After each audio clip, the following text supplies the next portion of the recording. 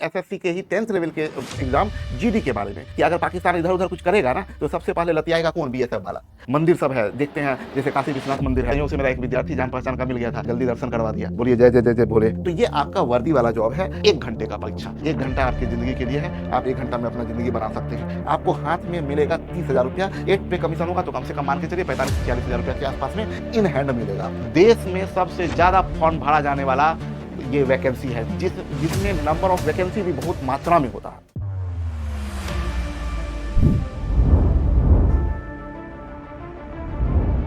दोस्तों नमस्कार, आप सभी लोगों का स्वागत है आपके अपने YouTube चैनल आरआर कैंपस पर। मेरा नाम राहुल राज है और ये हम लोग एक सीरीज लेके चल रहे हैं, journey to government exam series. और इस सीरीज के पिछले एपिसोड में हम लोगों ने चर्चा किया था एसएससी के 10th लेवल एग्जाम में एमटीएस के बारे में। आज की सीरीज में हम लोग चर्चा करने जा रहे हैं एसएससी के ही 10th लेवल के एग्जाम जीडी के बारे में। तो सबसे पहले सीधा मुद्दे पे आते हैं और बात करते हैं कि एग्जाम का नाम क्या है। तो एसएससी जीडी एग्जाम का नाम है दोस्त, फुल फॉर्म बोलते हैं जीडी से, जी से जनरल, डी से ड्यूटी, एसएससी जनरल ड्यूटी। सवाल उठता है कि ये एसएससी जीडी में आपको नौकरी मिलती कहां पर है। तो आपको नौकरी मिलती है आपका para military forces, Indian government का जो पैरा मिलिट्री फोर्सेस है, जो टोटल 6 पैरा मिलिट्री फोर्सेस है, आप सभी लोग जानते होंगे। इतना बेसिक जानकारी आपको थोड़ा दे दें कि 2 तरह के होते हैं, एक होते हैं मिलिट्री और एक होता है पैरा मिलिट्री। तो पैरा मिलिट्री फोर्सेस हैं टोटल 6, जो कि केंद्र सरकार के गृह मंत्रालय के अधीन आता है। तो याद रखिएगा, जो भी केंद्र सरकार के गृह मंत्रालय के अधीन जो आ रहा है वो अपना एग्जाम कंडक्ट करवाती है एसएससी के थ्रू। जबकि इसी में मिलिट्री की बात कर दें अगर, तो उसका एग्जाम यूपीएससी कंडक्ट करवाती है। तो ये एग्जाम आपका एसएससी कंडक्ट करवाती है। ये 6 पैरामिलिट्री फोर्सेस हैं। तो चलिए दोस्त, अब एक एक करके विस्तार से हम लोग जानते हैं इनके बारे में। सबसे पहले आता है BSF, border security force. BSF की बात करें तो आप जानते हैं पाकिस्तान और बांग्लादेश अपना 2 पड़ोसी है, जिसके साथ लगा हुआ सीमा की सुरक्षा करने की जिम्मेदारी बीएसएफ के पास में बोला जाता है कि फर्स्ट लाइन आता है सुरक्षा का, पहला जो रेखा है वो बीएसएफ वाले का। मतलब कहने का मतलब क्या है कि अगर पाकिस्तान इधर उधर कुछ करेगा ना तो सबसे पहले लतियाएगा कौन, बीएसएफ वाला। और उसके बाद तब मिलिट्री वाला आएगा कि हम भी कूचेंगे। यानी पहला काम क्या है, मिलिट्री वाले को बोलेगा तुम आओ बाद में देख लेंगे, तब तक बीएसएफ वाला संभालेगा। ठीक है, तो ये बीएसएफ का काम है। दूसरा सीआईएसएफ। सीआईएसएफ क्या है दोस्त? सीआईएसएफ इंडिया के सीमा के अंदर जो अलग अलग औद्योगिक प्रतिष्ठान है, मंदिर है, एयरपोर्ट है, ये इन सब की सुरक्षा की जिम्मेदारी सीआईएसएफ के अंदर में आता है। तो सीआईएसएफ जैसे अलग अलग एयरपोर्ट पे जाते हैं, तो अगर आप जाते हैं तो लाइन में लगते हैं चेकिंग के दौरान में, तो वो सब की जिम्मेदारी है इन्हीं के पास में, सीआईएसएफ के पास में। भारत के अंदर में जो बहुत बड़ा बड़ा मंदिर सब है देखते हैं, जैसे काशी विश्वनाथ मंदिर है। हम पिछली बार पूजा में गए थे, काशी विश्वनाथ मंदिर पूजा करने के लिए गए थे, तो वहाँ पर इसमें एंट्री नॉर्मली बहुत भीड़ होता है। तो अगर कोई आपका सीआईएसएफ में जान पहचान का है, संयोग से मेरा एक विद्यार्थी जान पहचान का मिल गया था, तो हमको जल्दी दर्शन करवा दिया, बोलिए जय जय जय जय भोले। चलिए आगे बढ़ते हैं। तो ये सीआईएसएफ की बात हो गई। अब आप बात करते हैं सीआरपीएफ। सीआरपीएफ क्या है? ये भी देश के अंदर अंदर अंदर सीमा के अंदर जो अलग अलग नक्सलाइट एरिया है, उन सब के एरिया को, उन सब एरिया में सुरक्षा करने का या उन सबको हटाने का, दबाने का, खत्म करने का सीआरपीएफ की जिम्मेदारी है। इवन इंटरनल अगर कहीं दंगा हो गया, फसाद हो गया, तो उन सब की जिम्मेदारी सीआरपीएफ के पास में है। उसके बाद आते हैं आईटीबीपी। आईटीबीपी क्या है? Indo Tibetan border police. मतलब क्या? तिब्बत से जो लगा हुआ सीमा है उसका सुरक्षा करने की जिम्मेदारी आईटीबीपी है। तो अब चलते हैं अगला, नेक्स्ट है एसएसबी। एसएसबी सशस्त्र सीमा बल। इसका काम है नेपाल और भूटान से जो अपना सीमा लगता है, नेपाल और भूटान के साथ में, उस पूरे सीमा को सुरक्षा करने की जिम्मेदारी एसएसबी के पास में है। उसके बाद आता है Assam rifles. Assam rifles north east से जो लगा हुआ, वो जो नॉर्थ ईस्ट का एरिया है अपने देश का, उससे लगा हुआ जितने भी बॉर्डर हैं उनकी सुरक्षा की जिम्मेदारी असम राइफल्स के पास में होता है। ठीक है, तो ये आपका वर्दी वाला जॉब है। आप सेना में नहीं लेकिन पैरामिलिट्री फोर्सेस में जाते हैं। ठीक है, चलिए आगे बढ़ते हैं नेक्स्ट। तो नेक्स्ट में आता है एग्जाम इंफॉर्मेशन। एग्जाम क्या है? तो देखिएगा, सबसे पहले तो क्वालिफिकेशन की बात करें तो आप 10th पास होने चाहिए और आपका एज 18 से 23 के बीच में होना चाहिए। ध्यान दीजिएगा, मैट्रिक पास होने चाहिए 18 से 23 में। हाँ, इसमें अलग अलग एज रिलैक्सेशन भी है, जो भारत सरकार के अनुसार में अलग अलग कैटेगरी वाइज जो एज रिलैक्सेशन है वो एज रिलैक्सेशन भी है। ठीक है, अब आगे बढ़ते हैं। सिलेक्शन जर्नी क्या है? 3 स्टेप का सिलेक्शन जर्नी है दोस्त, 3 स्टेप का। स्टेप नंबर 1 होता है सीबीई, कंप्यूटर बेस्ड एग्जामिनेशन बोलते हैं, सीबीई कंप्यूटर बेस्ड एग्जामिनेशन। दूसरा है फिजिकल एफिशिएंसी टेस्ट और फिजिकल स्टैंडर्ड टेस्ट। और तीसरा है medical examination and document verification. ये 3 स्टेज है दोस्त एग्जाम का। सबसे ये दोनों स्टेज का वैल्यू नहीं है, सबसे इंपॉर्टेंट तो ये है। लेकिन इसकी तैयारी करने से पहले सबसे पहले हम बच्चों को सजेस्ट करते हैं कि आप स्टेज 2 देखिए। कितने बच्चे को देखते हैं, पूछ देते हैं कि क्या चीज का तैयारी करते हो बाबू, यही इसीलिए बोलते हैं ना कि इंफॉर्मेशन बहुत जरूरी है। पहले सब चीज तैयार होकर मैदान में आइए। हम देखे कई बार किसी से पूछ दिए कि अरे बाबू किस चीज की तैयारी करते हो, सर जीडी की। तो बोले हाइट है, तो हाइट का तो नहीं पता सर। तो लीजिए, तो हम सबसे पहले देखते हैं कि आपको बता दें कि आप सबसे पहले देखिए कि आप क्या इस एग्जाम के लिए एलिजिबल हैं अकॉर्डिंग टू फिजिकल एफिशिएंसी और according to physical standard test. तो सबसे पहले तो आप देख लीजिए इसको हम आपको पहले बता दें। फिजिकल एफिशिएंसी तो चलेगा, फिजिकल स्टैंडर्ड को तो एकदम आपको सबसे पहले ही देख लेना पड़ेगा। तो देखिए हम आपको सबसे पहले बता दें क्या है फिजिकल स्टैंडर्ड क्या है। मेल का हाइट होना चाहिए 170 सेंटीमीटर। आप पहले हाइट अपना नपवा लीजिए ना भाई, आप पहले हाइट देख लीजिए। अब मान लीजिए 169 सेंटीमीटर के आप हैं, तो आप 1 सेंटीमीटर तो लंबा नहीं हो जाइएगा कुछ दिन में, तैयारी करते करते 1 सेंटीमीटर लंबा हो गए, ऐसा तो नहीं होगा ना। अगर ये है 80 सेंटीमीटर चेस्ट के बारे में बोला आप, और बोला 5 सेंटीमीटर एक्सपेंशन होना चाहिए। अब मान लीजिए 70 सेंटीमीटर का है, तो पढ़ते पढ़ते तो आपका 80 नहीं हो जाएगा।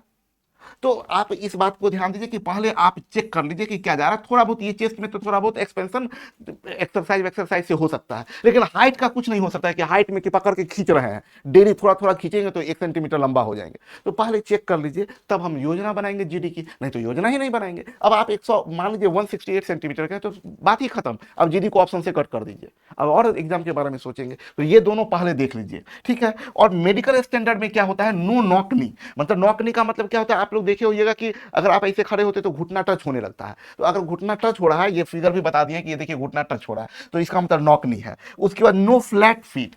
देखिएगा जैसे वो जो तलवा जिसको बोलते हैं ना, तो कर्व होता है, और किसी किसी का एकदम प्लेन होता है। अगर जैसे ये प्लेन है तो ये नहीं चलेगा, कर्व होना चाहिए तलवा में। तो पहाड़ वहाड़ पे चलना है, दौड़ना है, तो इसलिए वो होना चाहिए। और उसके बाद विजन, आई देख लीजिए, आई चेक करवा लीजिए कि 6x6 होना चाहिए, 6x9 होना चाहिए। अगर ये है तभी हम लोग प्लान करेंगे। ये नहीं कि पूरा तैयारी कर लिए, पूरा एग्जाम का कर लिया, बाद में पता चला जा सुने होइएगा, आप लोग खुद सुने होइएगा, वो गड़बड़ा गया मेरा ना, आई टेस्ट में गड़बड़ हो गया, या कोई बोलेगा मेरा हाइट गड़बड़ था। अभी यार पहले क्यों नहीं चेक कर लिए थे।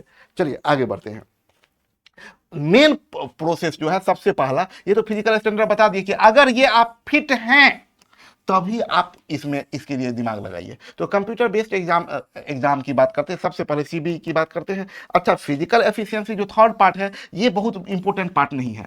क्यों इंपॉर्टेंट नहीं है बता रहे हैं। कंडक्टेड, ये सीआरपीएफ ही कंडक्ट करता है इसको। क्यों इंपॉर्टेंट है, इसको किया जा सकता है 24 मिनट में 5 किलोमीटर दौड़ना है, इसको प्रैक्टिस से पाया जा सकता है। हाइट प्रैक्टिस से नहीं बढ़ाया जा सकता है, लेकिन इसको प्रैक्टिस से पाया जा सकता है। मेल के लिए है 24 मिनट में 5 किलोमीटर दौड़ना है, और फीमेल के लिए 1.6 kilometre running in 8.5 minute, 8.5 minute में 1.6 किलोमीटर दौड़ना है। तो इसको मेहनत करके किया जा सकता है। उसके बाद चौथा होता है मेडिकल टेस्ट, ठीक है। ये 4 टेस्ट हो गया। तो अब आते हैं सबसे पहले जो मेन एरिया है आपका, जिससे आपका सारा काम हो सकता है, वो है सीबीई कंप्यूटर बेस्ड एग्जामिनेशन। इस एग्जामिनेशन के बारे में बता दें सबसे पहले कि 60 मिनट का परीक्षा होगा। कितनी देर का दोस्त होगा, 1 घंटे का परीक्षा। 1 घंटा है, 1 घंटा आपकी जिंदगी के लिए है। आप 1 घंटा में अपना जिंदगी बना सकते हैं। कैसे, टोटल 80 क्वेश्चन बनाना है। कितने मिनट में, 60 मिनट में। दोस्त कितना क्वेश्चन, 80 क्वेश्चन। कितने मिनट में, 60 मिनट में बनाना है। टोटल 160 मार्क्स का क्वेश्चन होगा, मतलब 80 क्वेश्चन है, हर क्वेश्चन 2-2 मार्क्स का होगा। हर क्वेश्चन 2-2 मार्क्स का होगा, जिसमें 0.25 निगेटिव मार्क्स है, 0.25। और अगर नहीं आप छोड़ देते हैं, नहीं बनाते हैं, तो कोई दिक्कत नहीं है। तो अब चलिए दोस्त, हम आपको बताएं सब्जेक्ट के बारे में कि इसमें कौन कौन से सब्जेक्ट पढ़ने हैं। तो एक है जनरल इंटेलिजेंस, यानी रीजनिंग जिसको बोलते हैं ना, सिंपल रीजनिंग, वो 20 क्वेश्चन है, मार्क्स कितना होगा, 40। दूसरा सब्जेक्ट है जीएस जिसको बोलते हैं आप, 20 क्वेश्चन होगा, मार्क्स है 40। उसके बाद मैथ्स है जिसमें 20 क्वेश्चन, मार्क्स होगा 40। और यहां ध्यान दीजिएगा, यहां एक बड़ा अच्छा ऑप्शन दिया जाता है विद्यार्थियों को कि आप चूज कर लीजिए, आपको इंग्लिश सब्जेक्ट चूज करना है कि हिंदी। मतलब लैंग्वेज वाला पेपर जो होता है ना, जैसे हम लोग होते हैं ना, बोलते हैं मैथ्स रीजनिंग इंग्लिश जीएस, तो इंग्लिश लैंग्वेज पेपर हुआ। लैंग्वेज में आपको इंग्लिश चूज करना है या हिंदी, तो आपके मन पे है। अगर आप इंग्लिश चूज करेंगे तो इंग्लिश का जवाब पढ़ना पड़ेगा, अगर हिंदी चूज करेंगे तो हिंदी पढ़ना पड़ेगा। तो ये 4 पेपर हो गया, मैथ्स रीजनिंग इंग्लिश जीएस। चारों इसमें बैलेंस्ड है, मतलब चारों का वेटेज 20-20 क्वेश्चन यानी 40-40 मार्क्स का है। 4 सब्जेक्ट है तो 160 मार्क्स का होगा। ओके, चलिए आगे बढ़ें। तो इसमें क्या है कि ये ध्यान दीजिएगा, सब लोग बहुत ध्यान से समझिएगा।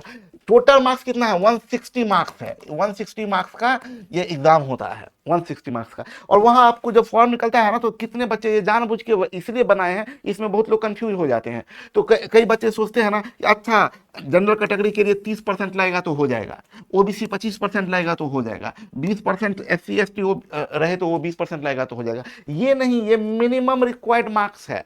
इससे कम होगा तो आपको आपका मेरिट लिस्ट में नाम आना ही नहीं है। अगर इससे कम है तो आप मेरिट लिस्ट में आपका नाम भी नहीं आएगा।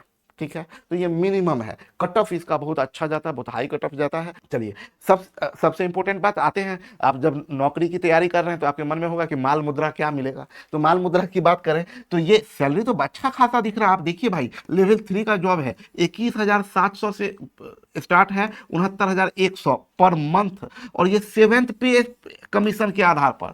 यानी दोस्त, ये जो सैलरी आपको दिख रहा है वो 7th पे कमीशन के आधार पर। अगर 8th पे कमीशन आ जाएगा तो यही सैलरी और भी बढ़ जाएगा, कम से कम 15-16 हजार रुपया सैलरी बढ़ जाएगा। तो ये बहुत अच्छी सैलरी है। ठीक है, उसके बाद इन हैंड सैलरी बोलता है 30,000 पर मंथ, मतलब ये आपका बना। उसके बाद तो कटता भी है ना, पीएफ वगैरह सब चीज कट उठ के आपको हाथ में मिलेगा 30,000 रुपया। ये बार बार आपको बता रहे हैं कितना, 7th पे कमीशन के आधार पर। 8th पे कमीशन होगा तो कम से कम मान के चलिए 45-46 हजार रुपया के आसपास में इन हैंड मिलेगा आपको। ठीक है, एडिशनल बेनिफिट क्या है?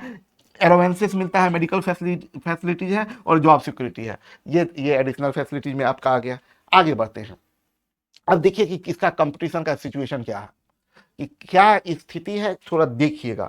देश में सबसे ज्यादा फॉर्म भरा जाने वाला ये वैकेंसी है, जो जिसमें सबसे ज्यादा लोग फॉर्म भरते हैं, उसमें से एक ये भी है। देखिए, और एक चीज ये भी है, साथ साथ ये भी है, ये एक ऐसा वैकेंसी है जिसमें नंबर ऑफ वैकेंसी भी बहुत मात्रा में होता है, इसलिए खूब लोग फॉर्म भी भरते हैं। आपको थोड़ा सा जर्नी दिखाते हैं। 2024 में वैकेंसी सरकार ने निकाली थी 46,617, जहां वैकेंसी 2,000-2,500 और सब चीज में निकलता है, उसके कंपैरिजन में देखिए।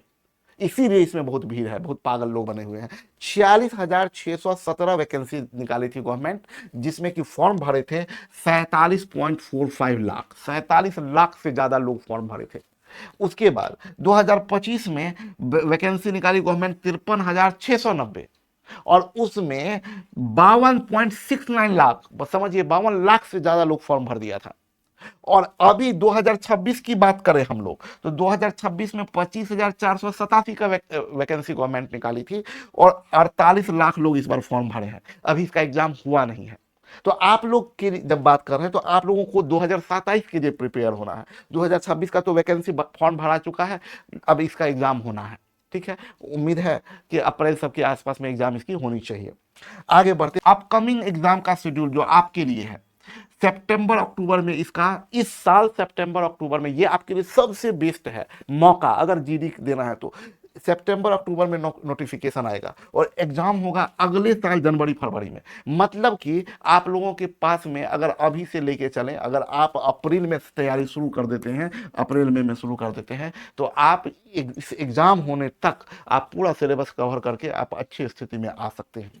आगे बढ़े हम लोग, तो जीडी के बारे में जानकारी आपको दिए, ये जानकारी यहीं तक थी। अब आगे आपको थोड़ा बैच का इंफॉर्मेशन बता दें कि एक तो मैथ्स स्पेशल बैच आ रहा है 7 अप्रैल 2026 से। ये ऑनलाइन है, ये प्योर ऑनलाइन बैच, बार बार बता दें, प्योर ऑनलाइन, ऑफलाइन का रिकॉर्डिंग नहीं है, ये प्योर ऑनलाइन बैच है। और ये प्योर ऑफलाइन बैच है, कंप्लीट एसएससी की तैयारी करवाई जा रही है।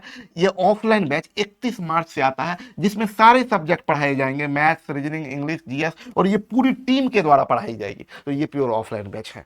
तो आज के लिए इतना ही दोस्त, अगले सेशन में मिलते हैं। जय हिंद।